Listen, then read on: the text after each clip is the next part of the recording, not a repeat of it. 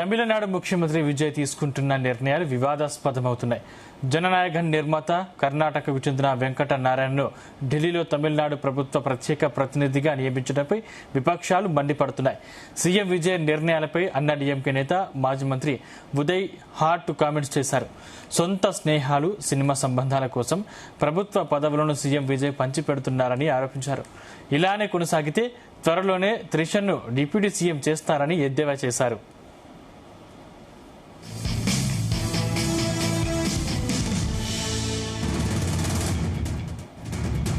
అంశానికి సంబంధించిన మరిన్ని డీటెయిల్స్ మా చీఫ్ న్యూస్ కోఆర్డినేటర్ రాధాకృష్ణ అందిస్తారు. Radhakrishna. Good afternoon Sandeep.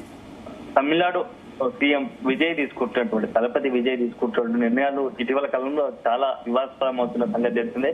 So recent గా అసెంబ్లీలో జనగణ సంబంధించిన అంశం కూడా పెద్ద ఎత్తున వివాదం చెలరేగింది.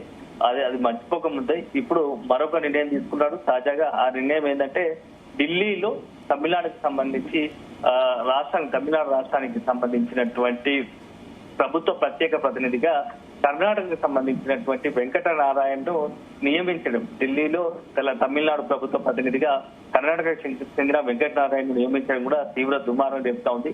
ఈ నిర్ణయం పైన అటు తమిళనాడుకు సంబంధించిన ప్రతిపక్ష పార్టీలు అంతా కూడా మండిపడుతూ ఉన్నాయి, తీవ్రంగా ఆగ్రహం వ్యక్తం చేస్తున్నాయి, ఆరోపణలు చేస్తా ఉన్నాయి, విమర్శలు చేస్తున్న పరిస్థితి కనబడుతుంది.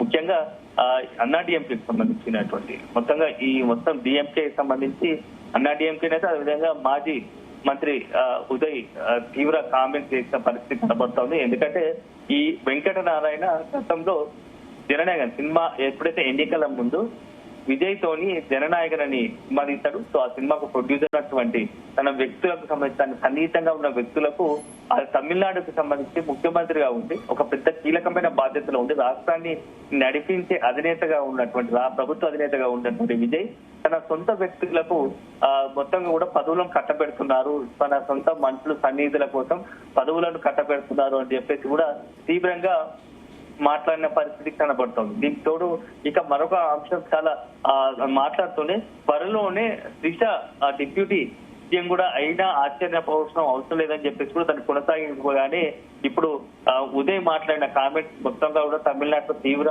సంచలనంగా మారుతున్నాయి. దీనిపైన చర్చ జరుగుతూ ఉంది. మొత్తంగా కూడా విజయ్ తన పదవికి సంబంధించిన ముఖ్యమంత్రి పదవిని తన సొంత ప్రయోజనాల కోసం వాడుకుంటున్నారు అని చెప్పేసి ఉదయ్ విమర్శించిన పరిస్థితి కనబడుతోంది.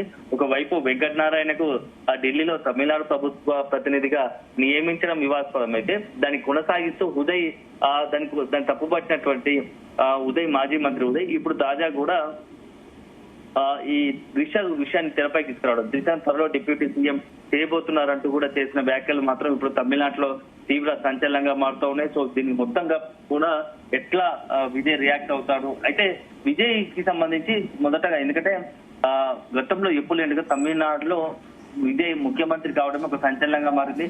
పార్టీ పెట్టిన 2 సంవత్సరాలు అధికారంలోకి వచ్చారు. సో అది అధికారంలోకి వచ్చిన తర్వాత కొన్ని నిర్ణయాలు తీసుకుంటున్నారు. సో కొంత ప్రజల పట్ల సానుకూలంగా ఉన్నప్పటికీ విజయ్ తీసుకున్న కొన్ని నిర్ణయాల పట్ల మాత్రం తీవ్రంగా దుమారం రేగుతా ఉన్నాయి. ఒకవైపు ప్రతిపక్షాలతో పాటు మొత్తం దేశవ్యాప్తంగా కూడా కొంత సంచలనంగా మారుతా ఉన్నాయి. సో కొంత ఆరోపణలకు విమర్శలకు సాధిస్తున్న పరిస్థితి కనబడుతుంది.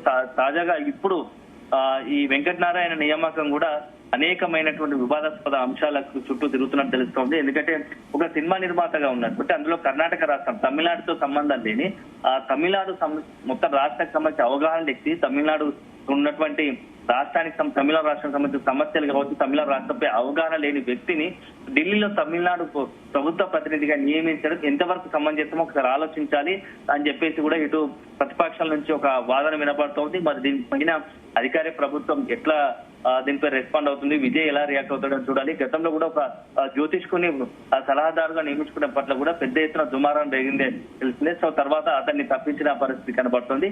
ఇప్పుడు తాజా కూడా ఇప్పుడు ఒక సినిమా నిర్మాతను అందులోనూ కర్ణాటక రాష్ట్రానికి చెందిన వ్యక్తిని తమిళనాడుకు సంబంధించిన ప్రభుత్వ ప్రతినిధిగా ఢిల్లీలో అత్యంత కీలకమైన పదవిని అట్లా ఢిల్లీలో ప్రభుత్వ ప్రతినిధిగా కర్ణాటక వ్యక్తిని నియమించడం పైన కూడా తమిళనాడు సంఘాలు, తమిళనాడు ప్రతిపక్షాలు కూడా మండిపడుతున్నాయి. సో దీనిపై ఖచ్చితంగా త్వరలోనే తమిళనాడు ప్రభుత్వం కూడా కొంత పునరాలోచన చేసుకునే అవకాశాలు కనబడుతున్నాయి. ఎందుకంటే ప్రతిపక్షాల నుంచి వస్తున్న విమర్శల నేపథ్యంలో విజయ్ దీనిపై ఎలా రియాక్ట్ అవుతాడో కూడా మనం వేచి చూడాల్సి ఉంటుంది.